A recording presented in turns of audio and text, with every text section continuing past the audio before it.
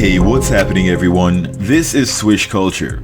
It isn't every day that a franchise goes against the wishes of their superstar and releases a player on waivers.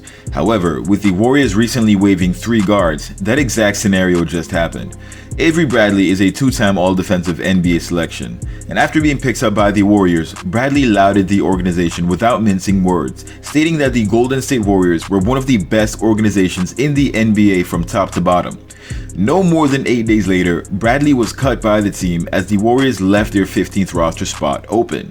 Aside from Bradley being ridiculed by social media because everybody on Twitter and Reddit are 10 years old and started watching basketball yesterday, I wanna say I'm sorry for the things I've done. the release of Avery Bradley isn't exactly what either Steph or Draymond wanted from the team.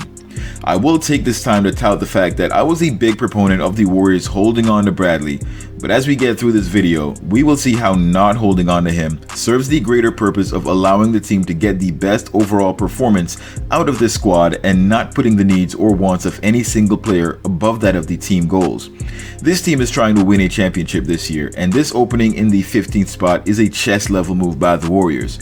I'm going to share why Steph Curry and Draymond wanted to keep Bradley, but I'll also express the thought behind this move as well as how this will impact the team down the road. Before I get into that, however, be sure to like the video, subscribe to the channel, and tap that notification bell for the latest Dub Nation updates. While this might seem a bit confusing, as there are some good reasons for Golden State to have signed Avery Bradley to the final roster spot, there are some convincing reasons to start the season with an open spot on the roster.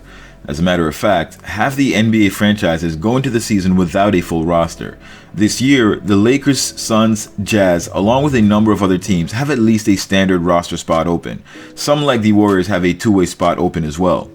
Now, as far as signing a player to that final spot, the reasons are fairly obvious. Having as many players as possible going into the season gives you a better chance at winning more games.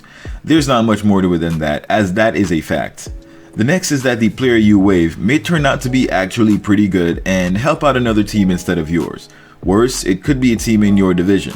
A player like Avery Bradley with 12 years of experience and an elite defender in the league, when the Warriors could really use a top perimeter defender, isn't a player that should just be waived without a solid plan in place. Draymond has been a big supporter for Avery Bradley being on the team, though I haven't seen where he's voiced his thoughts on the matter. Steph, however, in talking about why Avery Bradley should be on the Warriors roster, had this to say: "I've always called him a bulldog. Everybody asks who are some of the toughest defenders you've had, and he's the first guy that comes to mind. Just because he's relentless, he's physical, he's quick, he's got good awareness of not just on-ball defense, but team defense as well. He's shown not only the skill set, but the commitment to it. You can have guys who have been in the league as long as he has that might try to do something different or switch up or take a shortcut. It's really hard to defend like that physically." Now, here are a few likely reasons why the Warriors didn't sign him to that final spot, or anyone else for that matter at this point. The first reason is that tying down that spot would mean no room for adjustments down the line with 15 contracted players on the roster. The Warriors would be locked in with these players, and if we recall all the injuries we had last year, we wouldn't be able to sign another player to fill in the gap. In short, the Warriors don't know what they may need, so leaving the spot open, an injury could be the difference in the Warriors signing a guard or signing a center. The second reason is that he might not have done enough during the preseason to impress the front office to convince them to give him that spot without reservation.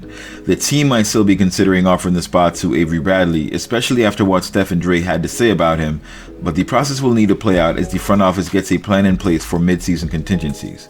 A third reason could be that they have their eyes on the buyout market. Now, for a quick second, I thought about Marquise Chris, but if you watch the Warriors versus Portland Trailblazers game, that bit of display of hostility to Bielitsa by Marquise Chris certainly didn't do him any favors in becoming a part of the team. With a few players potentially in the buyout market from Kevin Love, Thaddeus Young, and Tristan Thompson, in the case of Thompson especially, the Warriors may be able to get a player with championship experience to put at that center position along with James Wiseman.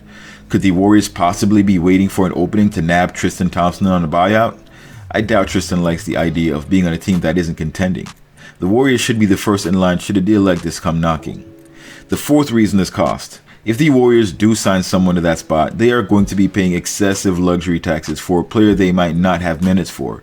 The fact of the matter is, the 15th spot likely won't net the Warriors a ton of benefit, especially in a scenario where one of our players becomes injured and they need to replace that player down the line. It's cheaper in the short term and with many added benefits in terms of flexibility in the long run. At the onset, a pairing of Avery Bradley and Jordan Poole in the backcourt of the second unit would have been a devastating combo.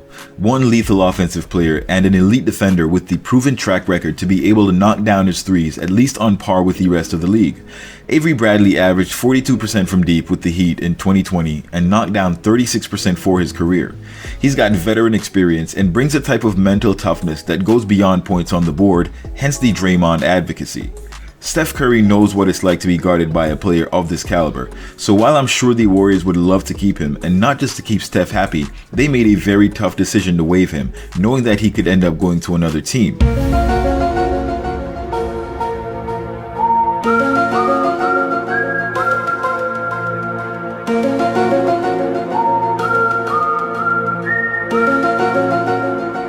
Going into the season without Klay, the Warriors were probably spooked by his poor three-point shooting, which would have been crucial to getting minutes alongside Jordan Poole.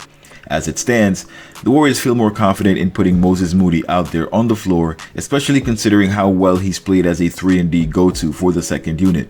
Moody put on a fireworks show to help close out the final game, and a win by the Warriors against the Portland Trail Blazers had solidified his spot in the rotation.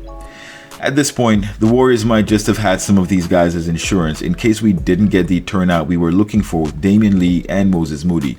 Had these two not played as well, we'd likely be looking at a team with all 15 spots being occupied to avoid going into the season without the full confidence in our bench players. As it stands, I'm convinced the front office is very confident in the 14 guys it currently has signed and are just waiting it out to see if either a talented player enters the buyout market or a young talent becomes available that they can put on the two-way. Let me know what you guys think in the comments below. Should the Warriors still have kept Bradley or even Gary Payton? Are you on board with the decision to ride out the last available roster spot? Don't forget 14 other teams have at least one standard roster spot still available. Don't forget to like the video, subscribe to the channel, and tap that notification bell to stay on top of all Dub Nation updates. Till next time, swish. Word, I'm a player, the real slayer. I don't give a prayer, man. A naysayer, I block so hard, sweetie get served. Call me Lonzo Ball, bitches get swerved. Usually I don't get down with these girls, but